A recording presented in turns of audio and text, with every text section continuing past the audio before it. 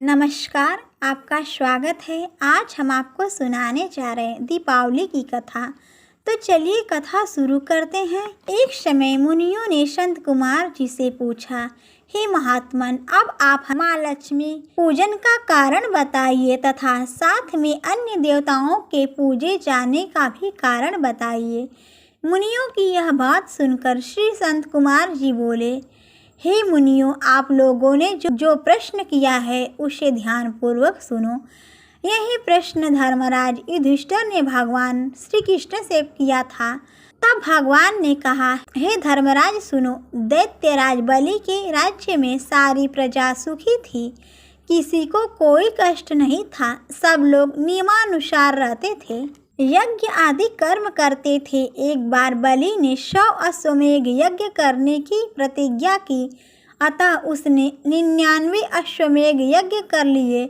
जब 100वां यज्ञ करने की उसने तैयारी की तो इंद्र बड़ा भयभीत हुआ और सोचने लगा, अगर इसने 100वां यज्ञ पूर्ण कर लिया तो यह कहीं मेरा सिंहासन न छीन ले। अतः भय से कांपता हुआ ब्रह्मा, रुद्र आदि देवताओं के साथ क्षीरसाई भगवान विष्णु के पास पहुंचा।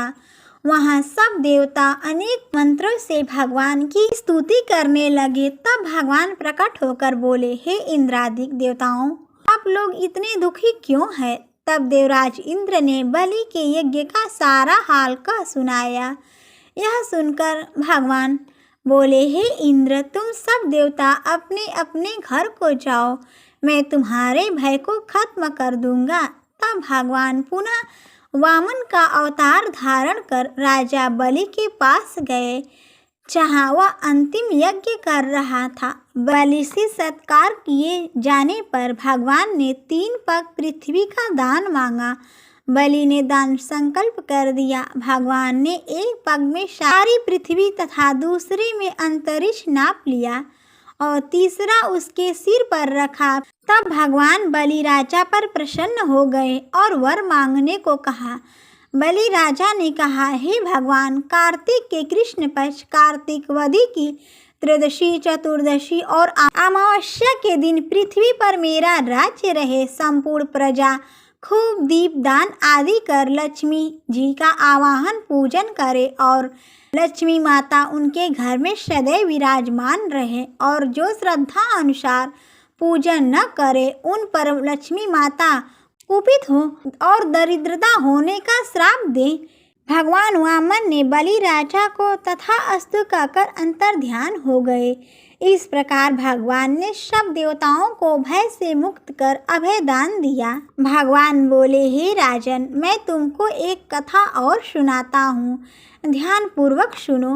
मणिपुर नगर में एक राजा राज्य करता था। उसकी स्त्री बहुत सुंदर थी, सुशील, सर्वगुण संपन्न एवं पतिव्रता थी। एक दिन वह अपनी प्यारी सखियों के साथ महल की छत पर बैठी हुई हाथ से विलास कर रही थी। उसने मणि माणिक्य आदि से जड़ा हुआ 9 लखा हार उतार कर समीप ही मुंडेर पर रख दिया। शीघ्र ही एक चील उस हार को अपनी चोंच में दबाकर उड़ गई।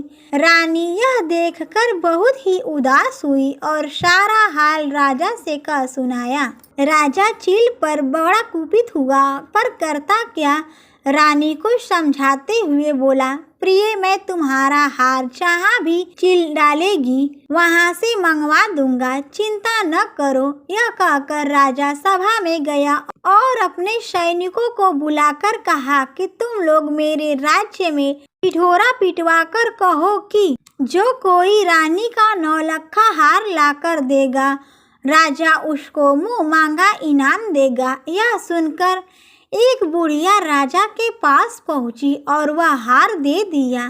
राजा बड़ा प्रसन्न हुआ और इनाम मांगने को कहा। बुढ़िया ने कहा, राजन, आज से 8वें दिन दीपमाला है, लक्ष्मी माता का पूजन है, अतः राज्य में कोई भी आदमी दीपावली न मनाए, सिर्फ मैं ही दीपावली मनाऊंगी और लक्ष्मी माता का पूजन करूंगी। इसीलिए सब तेल, बत्ती, दीपक आदि सब सामग्री आप मेरे यहाँ भिजवा दे।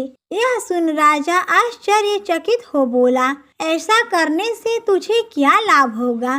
बुढ़िया बोली, आज के दिन व्रत एवं माँ लक्ष्मी पूजन से तथा दीप दान करने से लक्ष्मी माता जी प्रसन्न होती हैं और उसके घर सदैव निवास करती हैं।